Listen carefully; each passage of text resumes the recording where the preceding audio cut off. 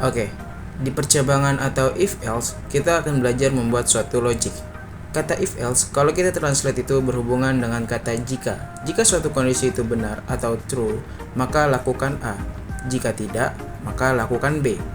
Contohnya, jika saya lapar, maka saya akan makan. Jika tidak, saya akan minum.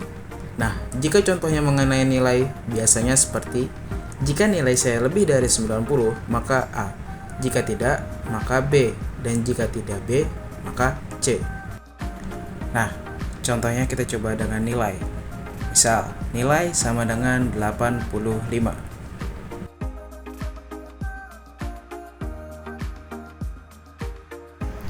Nah, jika nilai lebih besar sama dengan 90, maka print A.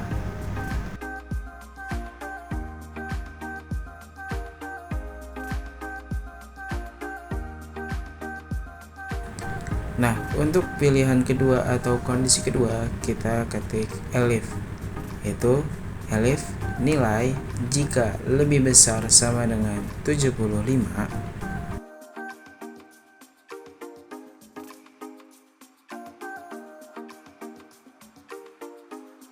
maka nilai print itu B. Nah, kemudian kita ketikkan else. Else itu menandakan jika tidak. Contohnya, jika tidak nilai lebih besar sama dengan 90 dan jika tidak nilai lebih besar sama dengan 75, maka print C. Seperti itu. Kemudian kita run atau jalankan programnya, keluar hasilnya B. Nah, nilai B di sini menandakan jika nilai 85 itu lebih besar sama dengan 75, maka B. Jika kita ganti nilainya menjadi 95, maka hasilnya kita run A. Berarti menandakan 95 itu lebih besar sama dengan 90. Kemudian kita ganti nilainya menjadi 70, kita jalankan, maka hasilnya adalah C. Menandakan 70 itu tidak lebih besar dari 90 dan tidak lebih besar dari 75, maka hasilnya C. Kemudian kita akan beralih ke materi perulangan. Nah, di perulangan itu ada namanya for loop. Kita akan bahas apa itu for loop. For loop itu dari kata loop yang artinya berulang. Dalam kata simpelnya, kita akan mengeksekusi suatu kode berulang kali.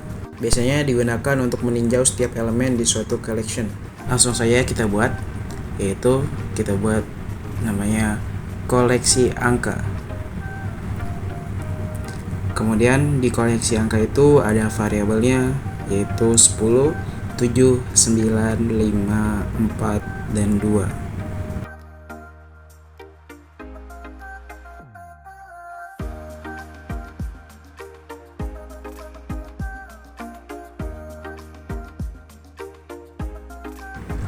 Oke.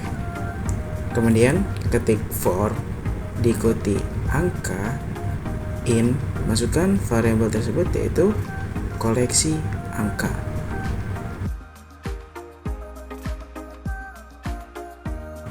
Lalu jangan lupa kita ketik print angka.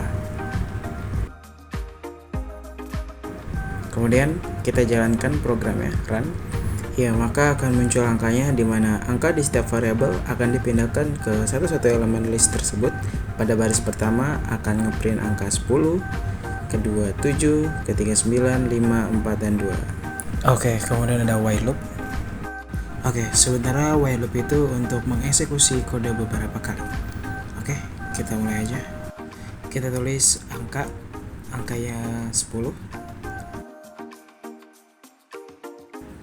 Kemudian while angka itu lebih besar dari 5. Nah, kita lihat nih apa yang terjadi. Kan angkanya itu 10, berarti lebih besar dari 5.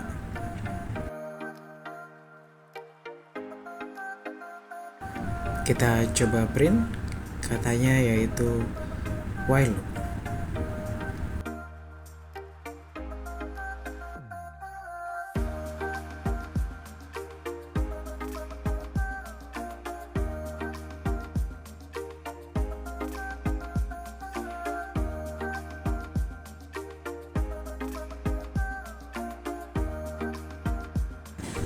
Kemudian print kata cukup.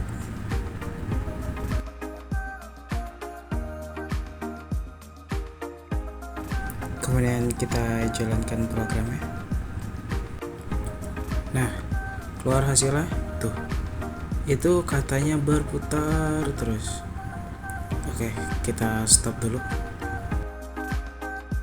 Nah, kenapa katanya while loop itu berputar terus? Karena di sini angka 10 sesuai dengan perintahnya while lebih besar dari 5.